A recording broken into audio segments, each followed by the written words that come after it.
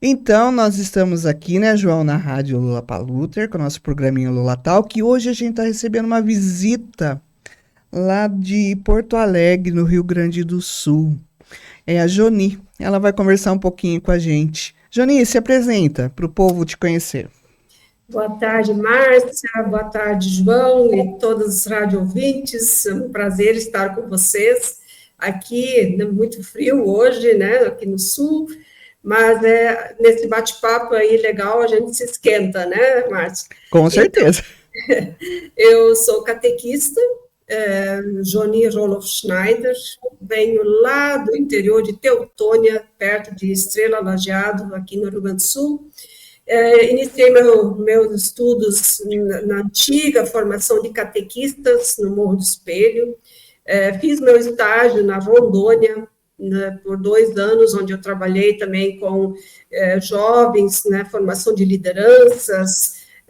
Depois eu fui para o departamento de catequese em São Leopoldo, que não existe mais, mas ainda tem de lá, dessa época, o Amigo das Crianças. Eu fazia ilustrações no Amigo, escrevia Uhum. histórias para as crianças. Nesse tempo também terminei com o meu curso de artes em Novo Hamburgo, na FEPALI, e continuei depois trabalhando no departamento da juventude da igreja. Surgiu, na época, um Departamento Nacional para Assuntos da Juventude. Eu fui eleita num congresso de jovens para assumir essa função. E aí, ao mesmo depois fiz pós em psicopedagogia, fiz mestrado em educação e religião, e acabei entrando no trabalho nas escolas, pela formação pedagógica, né? Uhum. Fui coordenadora pedagógica, professor de ensino religioso, e aí eu recebi um convite para assumir a direção da Associação Beneficente Pela Betânia. É o mais antigo lar de pessoas idosas, pessoas com deficiência da nossa igreja, e aqui do sul do Brasil também. É o mais antigo e o maior. Ele fica em Taquari, e lá eu assumi por 8 anos, então, a direção desse lar, e depois eu fui convidada para assumir a coordenação pedagógica da Rede Sinodal de Educação, onde fazem parte hoje 50 escolas filiadas de todo o Brasil, a maioria no Sul, e eu era coordenadora pedagógica dessa rede de escolas, né? E aí, daqui a pouco, eu recebi um convite aqui da Secretaria-Geral de Porto Alegre, pastor Marcos Becker, secretário-geral, para assumir a Secretaria de Formação da ISLB. Então, eu estou desde 23, início de 2023, aqui na sede da ISLB, como secretária de Formação da igreja. Essa questão da Secretaria da Formação, se eu não estiver dando uma nota fora, vai trabalhar a questão de formação de pastores, diáconos e tudo mais, certo? Isso aí, então, a minha tarefa, nós somos 5 secretarias na ISLB, Uhum. e todo o trabalho da formação começa com a Secretaria de Formação. Então, é a primeira secretaria onde se faz todo o preparo dos estudantes, acompanha os estudantes de teologia, com todo um programa que a gente tem ao lado da faculdade, porque a faculdade tem sua autonomia, né? Ela faz o seu estudo lá, mas a igreja já faz um acompanhamento para aqueles que querem ser ministros e ministras. Então, a gente tem todo o trabalho com encontros, com psicóloga, de acompanhamento do desenvolvimento pessoal, a questão da espiritualidade, a questão de eles também terem clareza da sua vocação, e a gente acompanha todo esse tempo até eles concluir a faculdade. Aí eles vão para a próxima secretaria, que é a Secretaria de Habilitação ao Ministério. Ali com a catequista rádio, então eles têm todos os exames para dentro da igreja, fazem o PPHM, e aí, quando estão uma vez ordenados, eles vão para a próxima secretaria, que é a Secretaria do Ministério e Coordenação com a pastora Miriam. E aí depois, enquanto ministros e ministras, então a Secretaria de Ação Comunitária, a Secretaria de Missão, acompanham com várias outras formações durante o dia a dia do trabalho com o ministro. A gente aqui, vamos dizer assim, no interior de São Paulo, não tem muito essa noção de como é a igreja luterana no sul, né? A gente vê que a igreja luterana lá no sul, ela é muito mais forte, ela tem muito mais gente, né? Então o trabalho também é muito maior, com escolas, com lar para idosos e tudo mais. É uma abrangência muito maior que a gente aqui não tem esse acesso, a gente não conhece, né? Na verdade, se a gente vai olhar assim, em termos de projetos que a igreja tem, né, com instituições, ainda está mais centrado no Sul, mas nós já temos bem mais espalhado outras instituições, como também lares e também hospitais, projetos missionários, muita coisa do sul, ou do centro-sul para cima, para o norte e nordeste, né? Uhum. Já ampliou. A igreja já não é mais tão sulista quanto ela era anos atrás, né? Então, aos poucos, ela está se espalhando mais, e isso é bem importante, porque a gente é a igreja de confissão luterana no Brasil, né? Então, a gente também sempre tem que se dar conta de deixar um pouco esse sulismo e se ir ao encontro, né, das comunidades. É, porque uma vez também, assim, o pessoal do sul também está migrando bastante, né? Os agricultores, esse pessoal, tá indo para todo canto do Brasil. Onde tiver uma terra disponível lá que eles veem no futuro, o pessoal tá lá, né? E isso foi, olha, nos anos 70, quando começou toda a migração, principalmente para o Mato Grosso e Rondônia, né, dali em diante, a igreja teve que também se reestruturar. Então, os antigos sínodos que existiam na época, né, criaram a igreja e a CLB como nós temos hoje, porque viram que precisava acompanhar mais de perto essas comunidades que estavam se expandindo para outros estados brasileiros, né? E que precisava ter uma unidade, uma igreja só, e não várias igrejas diferentes. E então, por isso também, ainda hoje nós temos migração, e também recebemos migrantes de fora. Então, a gente também tem que sempre ter esse olhar atento, né? Se nós temos uma igreja que fala da necessidade, como diz nossas metas missionárias, de uma incidência pública maior, significa que nós também temos que abrir nossos olhos e olhar mais ao redor quem são essas pessoas que hoje podem conviver conosco, né? Tem toda essa questão da migração, mas também tem aquela questão que a gente precisa. Eu vejo que a gente precisa trabalhar muito dentro das nossas comunidades também. Abrir as portas para que as pessoas venham e conheçam a nossa igreja, se tornem luteranas também, né? Isso. Eu acho que, e aí nós temos que, às vezes, nos desvencilhar um pouco daquilo que nós próprios entendemos como ser igreja, né? A gente vem de tradições e raízes que, muitas vezes, a gente tem dificuldade de olhar as tradições também das outras pessoas, né? Das culturas diferentes, do seu jeito de viver diferente, para que a gente não espante as outras, né? Uhum. Que a gente possa acolher. Então, às vezes, a gente precisa abrir mão de algumas coisas, não da nossa fé, da nossa crença, mas daquilo que, às vezes, por tradição, a gente costuma fazer e nem pensa que com isso a gente pode estar excluindo outros, né? É a questão da tradição, né? Aquela questão germânica que é bem fechada, assim, a gente tem que. Eu acredito que isso já está acontecendo e bastante, né? A gente está conseguindo se desvencilhar disso e está abrindo mais as portas para outras pessoas também e tudo mais. Aqui nos Pires a gente está tendo, digamos assim, há uns 2 anos, uma boa entrada, assim, sabe? Gente procurando e tá se sentindo bem aqui, fazendo profissão de fé. Isso, sabe, dá um outro alento, dá um gás novo, né? Porque hoje em dia, criança, a gente for depender dos nossos membros, tendo filhos e tudo mais, tá um pouquinho devagar, né? Sim. Antigamente, na minha turma de confirmação, acho que tinha 28 confirmandos. Aí, ano passado, nós tivemos 2, né? Entendeu? Então, é uma questão que é cultural também, né? Tá diminuindo o número de filhos, e isso também vai fazendo diminuir um pouquinho a questão de número de membros, né?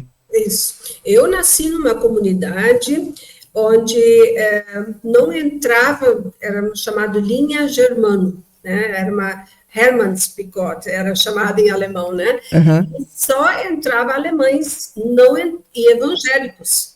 a comunidade, o espaço, a localidade não permitia que ingressassem outras pessoas que comprassem terra, né, lá e pudessem viver. Até que os próprios colonos eram humildes, né, os filhos começaram a estudar fora, os pais tiveram que começar a vender terra, e quem foi comprando eram outras pessoas, que não eram só os luteranos. E aí a comunidade, a localidade se abriu, e a escola não ia sobreviver só com os evangélicos luteranos. E a gente só falava a língua alemã. Então, os outros que vinham não tinham vez, era tão fechado, era uma comunidade tão cerrada entre si, que aos poucos, se continuasse assim, ela ia morrer por conta desse fechamento. E aí, então, foi aberta a escola para que outros pudessem começar a estudar, as pessoas compraram terras, falavam só português, as famílias tiveram que obrigatoriamente começar a falar a língua portuguesa de fato, né? Para ver, assim, a evolução, mas ela foi doída para quem era alemão, né? Para quem era evangélico luterano. Mas eles tiveram que aprender e viram depois que era muito bom também ter outras pessoas. Então, tudo é um processo, né? Tudo leva um tempo até que as coisas vão se... as pessoas vão se compreendendo, se entendendo, as culturas uma da outra, né? E nesse ponto aqui agora eu já quero chamar você para o nosso assunto principal, né? Porque senão a gente fica conversando aqui sobre a história e tudo mais, os costumes, a gente deixa de falar sobre o tema principal, que é vocação. Certo. Vocação é o que me chamou, assim, o que me fez chamar você para estar conversando aqui. Que eu acho que, assim, nessa questão da gente abrir as portas da igreja, a gente também precisa lembrar dessa palavra, a vocação. A vocação para receber, a vocação para formar liderança, a vocação para formar ministros. Bom, é um monte de coisa, né? Eu acho que você está bem melhor aparelhada para falar sobre isso do que eu agora, né? Então, a gente, nesses últimos tempos, está falando bastante do tema vocação na igreja. A SLB, desde o ano passado, tem um programa de vocações, pelo fato de que temos sempre menos gente assumindo cargos de liderança em presbitérios, nas nossas comunidades, e menos gente ingressando nas faculdades de teologia para, no futuro, serem ministros e ministras, para que as nossas comunidades também não fiquem sozinhas, para que também tenhamos gente, né, para atuar nas comunidades. Então, esse programa Vocações, ele existe, então, desde o ano passado, e a gente está trabalhando bastante esse tema, né, em assembleias, em encontros, em retiros com jovens, com pessoas adultas. É importante que pais reflitam sobre esse tema com seus filhos e filhas, né? Então, é um tema, assim, atual, e não é só na SLB que ele está sendo discutido. A Igreja Católica também é outra, as igrejas protestantes mais, né, históricas, todas têm enfrentado bastante problema com esse tema da vocação para o exercício do ministério na igreja, mas também das próprias pessoas para assumirem a liderança em suas comunidades, né? E vocação, o que você... Vamos analisar essa palavra. O que você diria que é uma vocação? Então, uma vocação a gente pode entender de duas formas, né? O pastor Brackmeier, que é ex-presidente da SLB, ele aprofundou bastante esse tema, né? Teologicamente, biblicamente, né? A partir de leituras de Lutero e outras, né? Então, a vocação, ele é um chamado de Deus, mas esse chamado de Deus não significa necessariamente que de uma hora para outra tu escuta o chamado e agora é isso que eu vou fazer. O chamado de Deus, ele pode acontecer de diversas formas. Ele pode acontecer de forma interna, que tu sente algo inquieto, algo que mexe contigo, que te anima, que te faz buscar algo maior, que não é só o teu emprego por ter emprego, ou a tua profissão por ter profissão. É um chamado para você agir de forma diferente no mundo. Então, a vocação também pode ser algo externo, pode ser alguém que diz, escuta, Márcia, eu vi que você tem um potencial para trabalhar nessa rádio. Rádio, né? Aham. João, você que está aí atrás, né, fazendo a parte técnica, você tem um dom para isso. Que tal você colocar sua vocação também nisso? Eu não sei se vocês ganham dinheiro com isso, talvez não. Mas então, é aí mesmo, é uma vocação para o exercício de uma liderança, de fazer algo de bom para as pessoas. Um chamado de Deus que não deixa vocês ficarem quietos e parados só no dia a dia de vocês, que faz vocês se mexerem para fazer algo mais. A gente sempre diz que nós, como cristãos, cristãs, que ele é um chamado para todas as pessoas que foram batizadas. Mas eu diria, não só as batizadas. Vamos olhar um pouco mais amplamente. Uhum. Nós, como filhos e filhas de Deus, nós somos chamados para algo maior, para participar de forma concreta para a missão que é de Deus nesse mundo. Então, isso é a vocação, de fazer algo que nos movimenta, que nos impulsiona para fazer o bem pelo ser humano, pela criação, né, nesse sentido.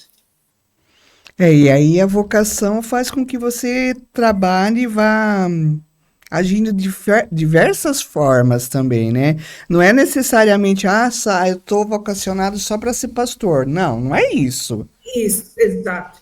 E aí a gente tem muitos textos bíblicos, né, textos de exemplos concretos, né, de personagens da Bíblia que foram motivados, foram chamados para exercer uma atividade, né, que Deus chamou, que não era difícil, não era fácil, eram coisas difíceis, pessoas com idades diferentes, pessoas para diferentes tipos de atividades, né, e que muitas vezes faziam isso ao lado de sua profissão, ou deixavam a sua profissão para seguir realmente e criar comunidades, né, transformar o mundo para coisas melhores, para, né, que nem os profetas, denunciar aquilo que estava errado, anunciar as coisas boas para as pessoas transformarem suas vidas, né? Então, a vocação, ela é um chamado de Deus para uma mudança de vida, né? Ou seja, se a gente, mesmo quem tem uma profissão, né, digamos assim, você que nem o Lutero, a história do sapateiro, né? O sapateiro quis saber de Lutero como ele podia ser um cristão melhor. E o Lutero perguntou para ele, o que você faz no dia a dia? Aí ele disse, faço sapatos. Aí Lutero respondeu, então faça os sapatos da melhor forma possível e venda por um preço justo. Aí você está servindo a Deus. Ou seja, em qualquer profissão, isso a gente precisa fazer as coisas da melhor forma possível, não machucar ninguém, né? Fazer as coisas com justiça, com alegria. Isso é viver a vocação, na profissão ou, né, por exemplo, quem vai para o Ministério de Coordenação, que vai ser ministro ou ministra da igreja e se dedica somente a isso. Então, a vocação ela é de mão dupla, tanto na profissão quanto naquilo que você faz como ministro e ministra, você deve viver o seu dia a dia sempre conforme aquilo que Deus deseja, né? E como é que a gente pode ajudar as pessoas no sentido assim de despertar ou fazer com que ela veja a vocação ou ela se sinta vocacionado? E então, agora, né? Sim, e daí talvez a gente pode entrar naquilo que às vezes as pessoas dizem, tá, mas dom, talento, vocação, é tudo a mesma coisa? É e não é, né? Porque, na verdade, assim, quando a gente é criança, né, a gente tem sonhos. Por exemplo, assim, uma criança vê um avião lá no céu e ela diz, eu quero ser piloto de avião, né? Ou, como acontece, apareceu muitas vezes já na TV, dos bombeiros, né? Quando os bombeiros saem com aqueles caminhão, com a roupa toda, as crianças enxergam, querem ser bombeiros, né? Então, querem se vestir que nem bombeiro, querem se vestir que nem piloto. As meninas, muitas vezes, querem ser bailarinas, porque elas se espelham nas outras que elas veem na TV, lindas, maravilhosas. Mas nenhuma criança sabe o que está por trás disso. O que tudo ela precisa passar e fazer para chegar a ser, de fato, aquilo ali, né? Então, o que a gente faz com o pai e mãe quando são crianças? A gente vai dizer, isso não é para ti? Isso tu nem sabe dançar assim? Dói ficar na ponta dos pés? Ou como é que tu vai apagar fogo? Isso é perigoso. Não, a gente não pode negar para a criança as experiências. Elas precisam ter o maior número de experiências possíveis. Por isso, na igreja, quando a gente tem um trabalho com crianças, a gente precisa também oferecer experiências. Que também o culto infantil, por exemplo, seja lá um lugar para ela ter experiências de conhecer outras profissões, conhecer também o que é ser ministro e ministra na igreja, mostrar qual é a vestimenta que se usa para ser ministro e ministra, ou seja, experiências as mais diferentes, porque ali a criança vai descobrir quais são os seus dons. Se ela tem um dom para dançar, se ela tem um dom para ser bombeiro, para fazer um culto, né, fazer as atividades da igreja, se ela tem dom para tocar música, né, e nós temos que auxiliar as crianças desde pequeno. Então, isso é um dom que é dado por Deus, há diversos tipos de dons, mas a gente precisa alimentar, a gente precisa ajudar para que a criança e o jovem descubra. Às vezes, isso leva tempo, né? A gente sempre brinca, né? Quem sai do ensino médio já tem que saber o que quer na vida, né? Parece que é isso. Quando um jovem entra e vai para a faculdade, e daí troca de faculdade, aí troca de novo, aí o pessoal já começa, não sabe o que quer. Não sabe o que quer da vida, né? Mas porque talvez não teve as experiências anteriores, de experimentar alguma coisa a mais, né? Para conseguir identificar qual é o seu dom. Não cai do céu, tudo tem que ser experimentado. A mesma coisa os talentos também, né? Como é que a gente sabe que uma criança tem um talento para uma coisa ou para outra? Tem que ir experimentando. E isso define depois a sua vocação.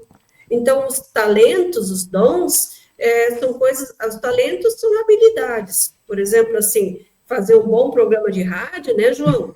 Você tem um talento, mas você precisa estudar, precisa exercitar, precisa sempre de novo buscar conhecimentos novos, né? Isso cria o talento. Mas você tem um dom de alguma coisa que você sabe fazer bem. E isso vai lhe dar a sua vocação. Né? Então, são coisas assim que a gente... É tudo um processo, né? Uma coisa está emaranhada na outra, né? Não, a gente até pega no pé do João aqui para ele fazer teologia. Não sei de onde que vem essa ideia, cara. Mas sabe, João, que tem um estudante, agora ele já se formou. Inclusive, o nome dele também é João. Ele disse que sempre tinha que levar a sua mãe para o culto, porque ela não podia ir a pé, o pai acho que já era falecido, e aí ele tinha que levar. E aí ele sentava, às vezes nem entrava no culto. Daí um dia ele estava lá no culto esperando, então, passar o culto, mais ou menos assim, né? E bem rapidinho ele estava torcendo ainda, para esperar para levar a mãe para casa. E o pastor, no meio da prédica, falou sobre a questão de estudo e teologia e chamou lá no meio, né? Disse assim, e aí, João, e você? Que tal se você fosse fazer teologia? O João está balançando a cabeça aqui, não. Não, e pior, é verdade. Mas não é.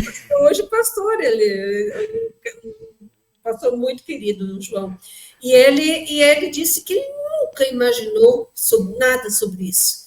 E que ele foi para casa pensativo sobre essa pergunta que o pastor e essa afirmação que o pastor fez. E foi assim que ele depois buscou orientação, conversar sobre o que significa, e foi para estudar teologia. Então, essa é a vocação externa, que alguém enxerga na gente algo que a gente mesmo não vê. É uma forma de Deus nos chamar através da comunidade, através de pessoas, né? Que às vezes a gente mesmo talvez não escutou essa voz de Deus, né? Então, mas não precisa ser para teologia, para fazer faculdade de teologia, mas para qualquer tipo de vocação, né? Não, porque o João ainda está naquela, ele ainda não se definiu com certeza para a faculdade ainda, né, João? Não, ou a gente agora tá tocando. pensando? Não, vamos tocando. Ah lá, ele vai tocando. Ele ainda não achou. Ele tá com 22, mas ele tá trabalhando aqui, ajudando os pais, tá ajudando a gente aqui na igreja. Mas ele ainda não achou, acho que aquele caminho certo, né, João? Ainda não, olha lá. Ele nem fala. Mas é novo, né? É novo. Não, E olha, nós temos agora o curso de teologia por EAD também, né? E vocês acreditam que nós temos gente, inclusive um menino aí de São Paulo, que tem 18 anos de idade nesse curso do EAD, e nós temos a pessoa mais velha com 54 anos de idade. Então, esse é o perfil das pessoas. Tem pessoas recém terminaram o ensino médio e tem pessoas já com mestrado e doutorado fazendo teologia.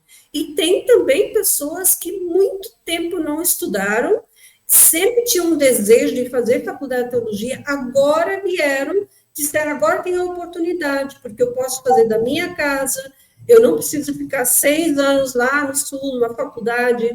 Então, existem vários tipos, formas e formatos também para fazer isso. E idade, né? Não tem uma idade certa. A gente vai buscando à medida que a gente amadurece essa ideia, né?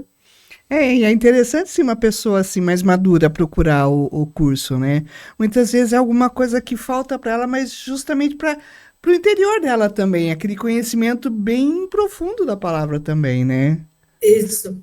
Pessoas que às vezes tinham um sonho, não estavam bem convencidas, ou às vezes o caminho, né, atravessou-se um outro caminho no meio, mulheres tiveram filhos, não tiveram possibilidade, o marido já tinha outro emprego, não tinham possibilidade de continuar os estudos. Então, tem as mais diversas situações, né? Então, se a gente vai olhar os personagens bíblicos da vocação e olhar hoje, ela continua de 2000 anos atrás para hoje, as realidades são praticamente as mesmas, né? O chamado acontece em qualquer momento, em qualquer lugar, em qualquer idade, né? Moisés foi chamado, mas ele não estava querendo ir de jeito nenhum, né? Sim. E assim, vários outros também, né? Que não se sentiam capazes, de repente, de atender ao chamado de Deus ali para fazer aquilo tudo e depois tiveram uma história, assim, muito bonita no relacionamento com Deus, né? Sim. Isso é verdade, porque em grande parte desses chamados bíblicos, né, a gente vê uma resistência por parte deles, porque é uma tarefa grandiosa, né? Você falar de um Deus que ninguém enxerga, que ninguém pode apalpar, no mundo que nós vivemos hoje, onde tudo tem que ser concreto, onde tudo tem que ser para ontem, né? Onde tudo nós temos que enxergar os videozinhos do TikTok, nós temos que enxergar os movimentos, e nós vamos falar de um Deus que a gente não vê, que a gente não sabe, às vezes, nem bem como explicar, que é tão, às vezes, tão abstrato, as pessoas não querem, então não é fácil. Na época também não era fácil, né? Falar do Espírito Santo, Pentecostes, que o Espírito Santo desceu sobre as pessoas e elas começaram a falar de outras línguas. As pessoas olham para a gente, né, a garotada jovem, dá risada, né? Eles acham que nós estamos sonhando, né? Esse então, povo tá doido, né? É um desafio. E assim mesmo também eu vejo como um desafio a gente formar liderança dentro da própria comunidade também, né? Sim, Márcia, eu acho que isso é hoje outro grande desafio. Por isso, o nosso programa de vocações da ISLB, ele tem esses dois caminhos, né? Essa busca e ânimo de animar as pessoas que já estão atuando, que são presbíteros ou presbíteras, ou que estão lá na comunidade, que têm dons e poderiam assumir tarefas, né? Como a gente faz isso para que essas pessoas não esperem que vocação seja só algo de alguém que é formado para isso, alguém que tem, né, um dom especial para isso. todos nós somos chamados, todas nós somos, né? Então, para entender isso na comunidade, às vezes, não é tão fácil, né?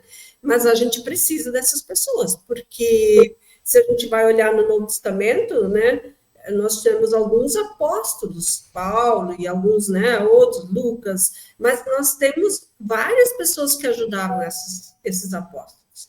Era uma comunidade de várias lideranças, né? E cada um ajudava com seus dons. Eu acho que é isso que é importante, das pessoas terem um lugar onde elas podem colocar seus dons a serviço, né? E assim, não precisa necessariamente ser todo o mesmo dom. Ai, todo mundo quer cantar. Não. Todo mundo quer trabalhar na rádio. Não. Cada qual vai achando o seu caminho e tudo mais. Tem liderança, culto infantil, né? Tem a questão do trabalho com jovens, tem a questão da própria organização da comunidade.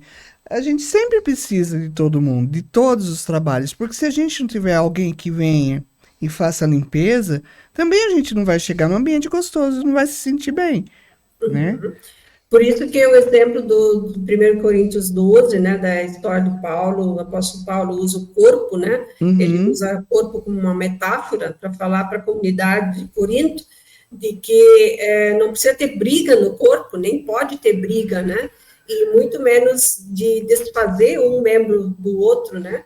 Ou seja, que todo corpo precisa ter uma unidade, ele só funciona se todos os órgãos trabalham em conjunto, né? Tão conhecido esse texto, sim, né? Que se o dedinho pequeno está sofrendo, todo o corpo sofre, né? Ou seja, a gente também pensar que nem a gente sempre diz, a gente tem 2 olhos para enxergar, nós temos 2 ouvidos para ouvir, uma boca só para falar. Ou seja, como a gente precisa enxergar melhor e ouvir mais do que falar, né? Então, de olhar quem são as pessoas na nossa comunidade, quem é que pode fazer o exercício da perna, do braço, do olho, né, do estômago, enfim, cada um pode ter tarefas. Às vezes a comunidade se reduz a meia dúzia de coisas e fica por isso. E ela não cresce, não se desenvolve, né? Um corpo de criança mal alimentado vai ficar anoréxico. Né? Então, nós precisamos alimentar esse corpo comunidade, onde todas as partes ganham nutrientes, né? E onde todas elas se sentem importantes. Então, detectar numa comunidade o que tudo a gente precisa e que pessoas a gente pode chamar para fazer isso é fundamental, né? Não, legal. João? Olha, o João tá quietinho hoje. Só porque eu peguei no pé dele hoje. Hoje eu sou apenas um espectador. Hoje ele tá só ouvindo, Mas então tá. Joninha, o nosso tempo já tá quase acabando aqui. Sim. Eu vou deixar assim uns minutinhos para suas considerações finais, para você deixar assim um fechamento, alguma coisa nesse sentido. A palavra é sua. Tá bom. Então, para mim é um grande prazer também poder conversar um pouquinho com vocês sobre o assunto. Eu acho que é um assunto que merece ser bastante discutido, eu diria assim, um assunto para conversar longamente, em casa, na família. Dizer que os pais, muitas vezes, não escutam, não usam os 2 olhos, os 2 ouvidos, para ver o que acontece com seus filhos e filhas, né? Qual é o dom, o talento que os seus filhos e filhas têm, e não achar logo que trabalhar na igreja, ser ministro ou ministra, não é profissão para eles, né? Porque ser ministro ou ministra também é uma profissão, e também não ganha tão mal assim, né? É um salário que está ganhando mais do que a maioria de outros empregos hoje ganham, né? Então, é gratificante, é trabalhar com pessoas, é trabalhar com grupos, é trabalhar, ver a comunidade crescendo. Então, esse diálogo em família é fundamental, é ali que começa a enxergar de fato se tem alguém comprometido, com capacidade de despertar também para a vida comunitária, né? Porque isso é importante. Não, é difícil a gente ver, assim, hoje, estudantes que vêm para a faculdade não tiveram vivência da comunidade. Isso é mais difícil para esse estudante. Então, quem já tem essa convivência, levar as crianças junto para o culto infantil, tem o Missão Criança, tem o ensino confirmatório, logo engatar para o trabalho com os jovens, oferecer coisas novas na comunidade para que essas crianças, adolescentes e jovens fiquem na comunidade também. É ali que deve acontecer a vocação. A vocação não vai cair do céu. Então, ela precisa ser trabalhada e alimentada na comunidade. Então, esse círculo de pais, de conversar em casa, ao redor da mesa, a gente tinha isso quando criança, né? Voltava do culto, aí era a hora do almoço. Aí meu pai, nossa, o assunto era o culto, né? Onde a gente discutia o que o pastor tinha trazido e falado, e como é que isso era na nossa vida. Então, isso, para mim, hoje ainda eu recordo com paixão. Então, foi ali que me motivou para seguir, né? E eu acho que isso a gente precisa, não pode perder. Então, uma vez na família, conversar, outra vez é na comunidade, fazer grupos de estudo bíblico, dialogar sobre esses, compartilhar entre as famílias, entre os pais, entre os jovens, esses desejos de o que quer ser na vida, qual é o projeto de vida que tem, né? Se é um adulto, se está feliz com o projeto de vida que tem, ou se falta alguma coisa. Então, a gente precisa conversar sobre esse tema. Por isso que o programa Vocações, ele ajuda nesse sentido. E a gente tem muitos materiais no portal luterano para trabalhar com grupos, com jovens, com confirmandos, com adultos, sobre esse tema vocações. Deixo o convite para olhar lá no portal luterano. Ok, obrigada, Juni. Olha, foi muito legal o nosso papo. Passou rapidinho, você viu? É verdade. A gente começa a bater papo, para que vê, já está terminando. Mas eu queria agradecer mais uma vez a sua participação. E assim, eu acho que logo em breve a gente chama de novo, para conversar de novo, bater um papinho. Sim, tá, eu vou convidar também para o dia 8. Dia 8 vai ter um culto nacional online, que vai trazer a campanha, vai ser o culto Pentecostes. Ele também vai falar da campanha Vai e Vem, e é o lançamento da Semana de Vocações, 8 a 16. No dia 16 de junho, vai ter outro culto nacional online, onde o pastor Odair e eu vamos fazer a prédica, um culto preparado com várias pessoas de lideranças e também ministérios, né? E vai ser um culto bem bonito, onde o tema é vocação. Então, dia 16, no domingo de manhã, né, o culto nacional online, pela Semana das Vocações. Ok. A pastora daqui sempre já não esquece de colocar o link pra gente, né? E a gente sempre recebe e isso é muito bom. Pelo menos é mais um jeitinho da gente conhecer outras comunidades aqui no Brasil, né? É verdade, porque vai ter pessoas, inclusive estudantes de teologia da Faculdade Zeste e também estudantes lá da FLT de São Bento do Sul, que também vão participar com uma oração. Então, pessoas de diversos lugares que vão estar participando desse culto. Vai ser legal. Isso. Então tá, mais uma vez, muito obrigada, Juni. Obrigada a vocês, né? Obrigada pelo convite e fico à disposição quando precisar, quando quiserem conversar novamente. Ok, muito obrigada. Que Deus esteja com vocês. Amém. Amém. Lolapaluter. E é isso aí, gente. Como disse o João lá no comecinho do programa, metade do ano já tá aí. Então eu queria fazer um convite ainda, né, João? Nós vamos ter festa junina, gente, dia 14 e 21, nosso arraiá aqui da Igreja Luterana vai estar montado. E a gente espera que vocês venham participar com a gente. É uma festa bem gostosa, bem familiar. Venham tomar um vinho quente, um quentão, um choconhaque, comer um cachorro quente, um lanche de pernil, enfim. Tem muita coisa boa aqui na nossa festa. Tem quadrilha também, né, João? Pois é, se não me falha a memória, hoje, quinta-feira, dia 5, domingo, dia 8, tem ensaio. Pois ensaio de quadrilha. Então todo mundo tá convidado aqui para chacoalhar o esqueleto e espantar o frio, né? É isso aí, gente. Um abençoado final de semana a todos. E até a próxima, né, João?